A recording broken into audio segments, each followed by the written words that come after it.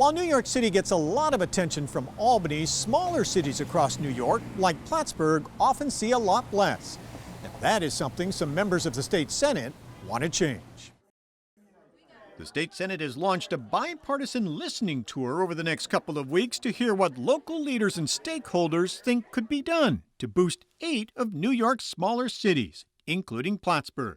We recognize in the Senate that there are cities that are struggling, that have seen disinvestment over a number of years. So the Regenerate Cities Tour is really the first step on going on a listening tour across the largest cities outside of the city of New York. The topics discussed over the hour and a half focused on infrastructure, downtown redevelopment, childcare, education, and housing needs.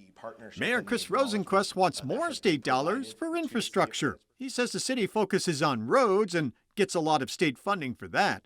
But he'd like to see more money for water infrastructure. To match what we currently have in our portfolio of infrastructure assets in wastewater and water distribution.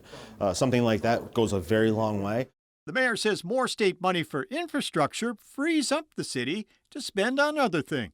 But then it takes the monies that we're currently putting in there from the general fund and from the taxpayer out, where we can then take that money and either reduce tax rates or we can invest that money somewhere else that's needed. And Dan Stec says having support from senators on the other side of the aisle, like Cooney, will help the North Country in the end. His colleagues and our colleagues are going to be looking to him for leadership on issues important to our city. So, for all those reasons, this is a great opportunity today for Plattsburgh. The tour continues next week, visiting cities including Rochester, Syracuse, Buffalo, Utica, and Binghamton.